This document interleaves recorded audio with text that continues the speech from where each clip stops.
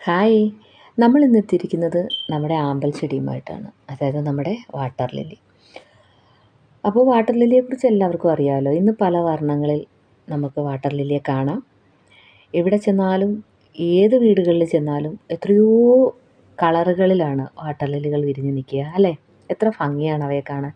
അപ്പോൾ നമ്മുടെ കയ്യിൽ ഈ സ്ക്രീനിൽ കാണുന്ന ഫോട്ടോസിലുള്ള എല്ലാ വാട്ടർ ലില്ലികളും അവൈലബിൾ ആയിട്ടുണ്ട്. ഇതിലേതെങ്കിലും നിങ്ങൾക്ക് ആവശ്യമുണ്ടെന്നുണ്ടെങ്കിൽ നമ്മുടെ സ്ക്രീനിൽ കാണുന്ന വാട്സപ്പ് നമ്പറിലേക്ക് ഒന്ന് കോൺടാക്റ്റ് ചെയ്തോളൂ. നമുക്ക് ഈ വാട്ടർ ലില്ലി ഒന്ന് പരിചയപ്പെട്ടാലോ?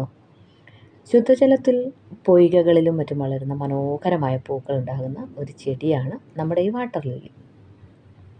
ഇവയുടെ മലയാളത്തിലുള്ള പേര് ആമ്പലെന്നാണെന്ന് എല്ലാവർക്കും അറിയാമല്ലോ അല്ലയോ? നിംബായ നൗച്ചാലി എന്നാണ് ഇവയുടെ ശാസ്ത്രീയ നാമം.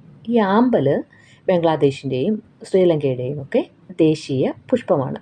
കേരളത്തിൽ സംഘകാല കൃതികളിലെ നെയ്ത്തൽ തിണകളിലെ പുഷ്പം എന്ന നിലയിൽ തന്നെ പ്രാചീന കാലം മുതൽക്കേ ആമ്പൽ വളരെ പ്രസിദ്ധി ആർജിച്ചിരുന്നു. താമരയോട് സമാനമായ സാഹചര്യങ്ങളിൽ വളരുന്ന ആമ്പൽ വിവിധ തരങ്ങളിലും നിറങ്ങളിലുമൊക്കെ കാണപ്പെടുന്നുണ്ട്.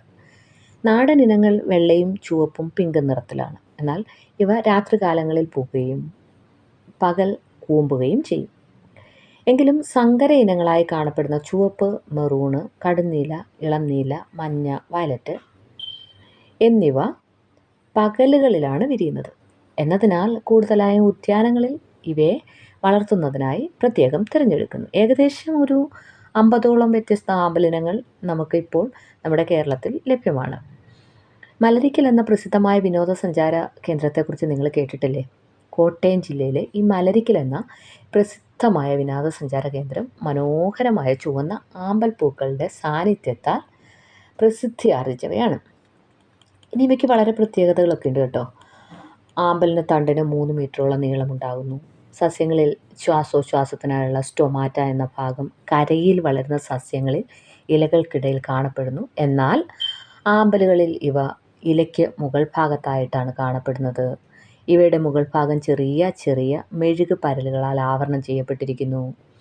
ഇത് ഇലകളെ വെള്ളം നനയിൽ നിന്ന് പ്രതിരോധിക്കുന്നുണ്ട്. ആമ്പൽപ്പേലുള്ള ജലസസ്യങ്ങൾ അതിൻ്റെ ഇലകൾക്ക് മുകളിലേക്ക് വരുന്ന ജലം ഇവയുടെ മധ്യഭാഗത്തേക്ക് എത്തിച്ച് ആവശ്യമായ ജലാംശം ആഗിരണം ചെയ്ത ശേഷം ഇല ചരിച്ച് വെള്ളത്തെ ചെറിയ തുള്ളികളായി പുറത്തേക്ക് ഒഴുക്കിക്കളയുന്നു. ഈ പ്രക്രിയ താമര പ്രഭാവം എന്നാണ് അറിയപ്പെടുന്നത്. അതായത് ലോട്ടസ് എഫക്റ്റ് എന്നും. ഈ ആമ്പലിൻ്റെ പൂക്കൾക്ക് 3 നിര ദളങ്ങൾ കാണപ്പെടുന്നു.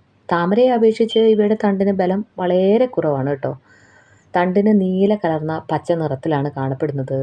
പൂക്കൾ ജലോപരിതലത്തിൽ നിന്ന് 1 അടിയോളം ഉയരത്തിൽ എത്തി പൂവിടരുന്നു. ഇവ 4-5 ദിവസം വിരിഞ്ഞു നിൽക്കുകയും പൂവ് പൂർണ്ണ വളർച്ചയെത്തിയതിന് ശേഷം കൊഴിയാതെ വളഞ്ഞ നുറുങ്ങി വെള്ളത്തിനടിയിൽ കായ നിക്ഷേപിക്കുകയും ചെയ്യുന്നു.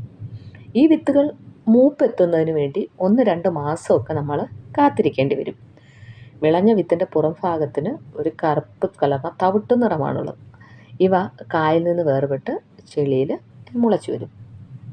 ഇവയ്ക്ക് രാസാദി ഗുണങ്ങളുണ്ട് കേട്ടോ. രാസാദി ഗുണങ്ങൾ മധുരം, കഷായം എന്നിവയൊക്കെ ഉൽപ്പാദിപ്പിക്കുന്നതിനൊക്കെ ഉപയോഗിക്കുന്നുണ്ട്. പിന്നെ ഔഷധയോഗ്യമായ ഭാഗമാണിവ. അതായത് തണ്ട് പൂവൊക്കെ ഔഷധയോഗ്യമായി ഉപയോഗിക്കുന്നുണ്ട്. പിന്നെ പണ്ട് കാലങ്ങളിലൊക്കെ പറയപ്പെടുന്നുണ്ട് ഈ താമരയുടെ അല്ലെങ്കിൽ ആമ്പലിൻ്റെയൊക്കെ തണ്ടിൻ്റെ നാരെടുത്തിട്ട് നെയ്ത്തിനായിട്ട് ഉപയോഗിക്കുന്നുണ്ട്. ഇങ്ങനെ വളരെ പ്രത്യേകതകൾ നിറഞ്ഞ ആമ്പൽ പൂക്കൾ നമ്മുടെ പക്കൽ ലഭ്യമാണ് കേട്ടോ.